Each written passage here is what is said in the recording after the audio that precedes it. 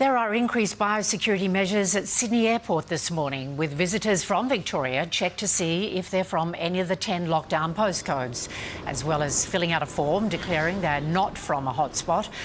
There are identity checks and temperature testing. I suppose you've got to do it because it's, for everybody's health, but it's a bit daunting. The first was temperature check, then after that they asked us if we've been in contact with anyone with COVID or flu-like symptoms. We just had a temperature check as we were boarding off and postal code check as to where we were coming from.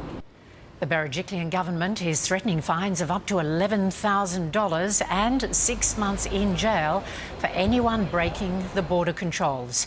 New South Wales residents who have visited the hotspot suburbs must quarantine for 14 days or face similar penalties.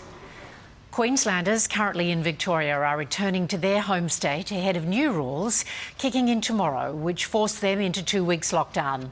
Everyone who enters the Sunshine State will have to declare if they've been to Victoria in the past 2 weeks.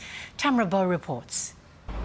Well, checkpoints like this are expected to remain in place when the Queensland border reopens to interstate visitors from next Friday. Already, hundreds of police are stationed at dozens of border crossings here on the Gold Coast, and those numbers are expected to increase, if not double, in the coming days as these new restrictions come into place. Each interstate traveller will need to be checked for a declaration that proves that they haven't been into Victoria in the past 14 days.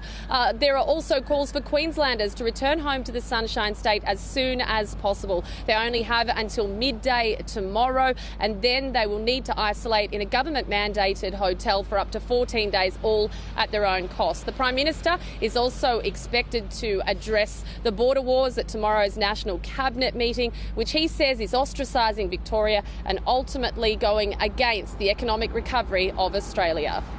Thanks, Tamara.